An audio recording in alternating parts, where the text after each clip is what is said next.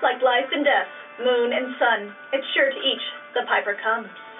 And while God and Goddess give for free, down below there will be fees. Despite perfect love and perfect trust, there's no way around it. Cash is a must. We've sought within, but come up short. So we come to thee, your help to court. If you would aid this temple's life, a $3 donation would be nice.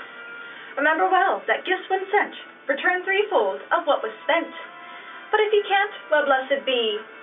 We shall survive, so mote it be. Merry meet and welcome to week 19 of Wicca, A Year and a Day in Magic. I'm Lady Nefties, and this week we'll be going over the Norse Pantheon. Now we'll be separating these two groups of gods and goddesses into their respective names, the Azir and the Vanir.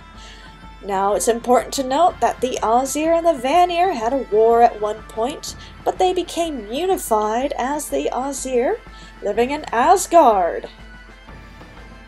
Now let's start with Odin, the chief god of the Azir. He is called the All-Father. Among many other names, he is the god of wisdom, knowledge, and he hung himself to the world tree, Yggdrasil, for 9 days, and he gained the knowledge of the runes. He also traded his eye for wisdom at the well of Mimir.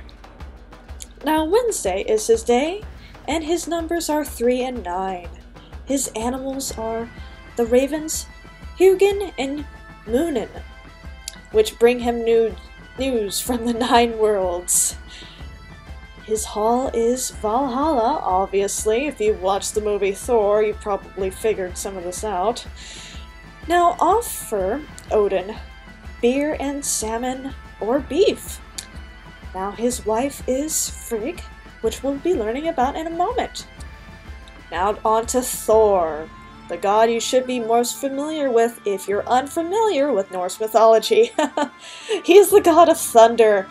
He is a mighty warrior, defending both gods and humans. His chariot is pulled by 2 goats, and when it rolls across the sky, it creates thunderbolts. While he is doing battle with giants, with his weapon, Mjolnir, his hammer. Now his day is Thursday, and the day I'm recording it right now is Thor's Day. Alright.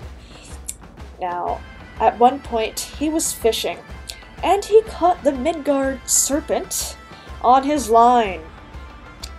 But this snake, who, when he moves around, causes earthquakes, out of fear, I cut the line. Now, the Midgard serpent, he surrounds the Midgard, which is the realm of mankind. But Thor will have to do battle with him during Ragnarok. Now to move on to Tyr, the god of bravery and justice. He's the son of Odin, and he is most recognizable by the fact that he only has one hand, thanks to the wolf Fenrir. Now, Fenrir was tearing up the place, and the gods had to tie him up.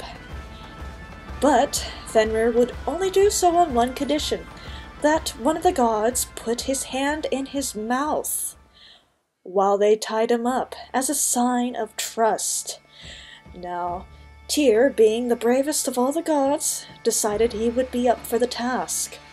So he put his hand in the wolf's mouth, and when the gods tied him with the ribbon, he knew it was a trap, and so the wolf bit down on Tyr's hand, and that's why he only has one hand. Frigg, the goddess of love, foresight, marriage, children, and fertility. She's the wife of Odin.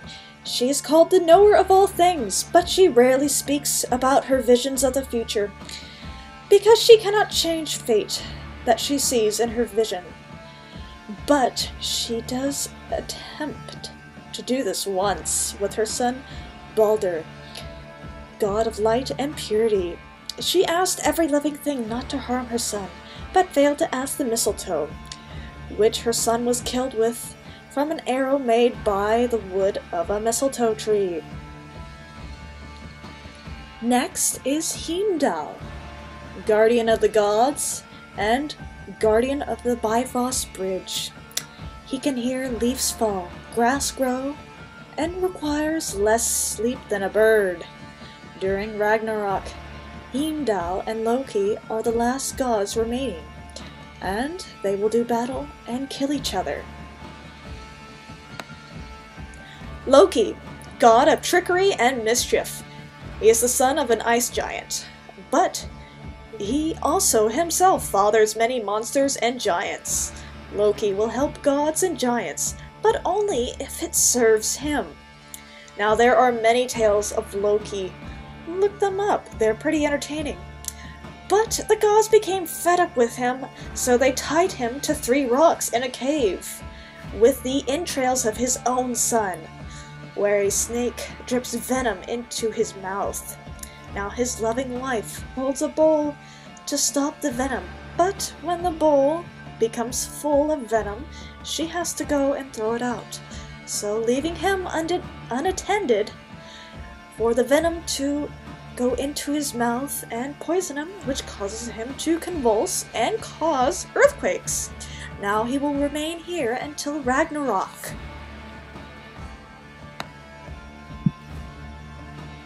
The goddess Hel. She is a goddess and a giantess who ruled over her realm Helheim. She is the goddess of the dead and the underworld. She is also a daughter of Loki. She appears as one side of her body being alive and beautiful, and the other side being dead and rotting. Her realm, Helheim, is where the dead who did not die in battle go, like those who have died of old age and disease, as opposed to going to Valhalla or Volkvag. Helheim is not a punishment, though, not like in the Christian sense, but Helheim is extremely cold for the dead. Now, the dead cannot leave Helheim either.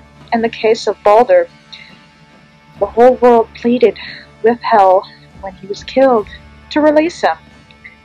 Now, she agreed only if every living thing and all the 9 realms truly wept and mourned his loss. Now, every living thing did so, except Loki. So Balder remained in Helheim. Now on to the second group of Norse gods, the Vanir. They are mostly fertility and nature gods, and they are also associated with people and animals. Now let's start with the most famous of the Vanir, Freya. Freya is the goddess of love, war, beauty, and sexuality. Her day is Friday. Now she leads the Valkyries, and she receives half of the slain, which she splits with Odin. Now she is shown with her beautiful necklace, Brigsvamin, and her cloak of falcon feathers, which enables her to fly. She is associated with cats, as her chariot itself is pulled by 2 cats. Now ask Freya for help with magic, with prosperity, cat healing, cat magic, love, beauty, and strength.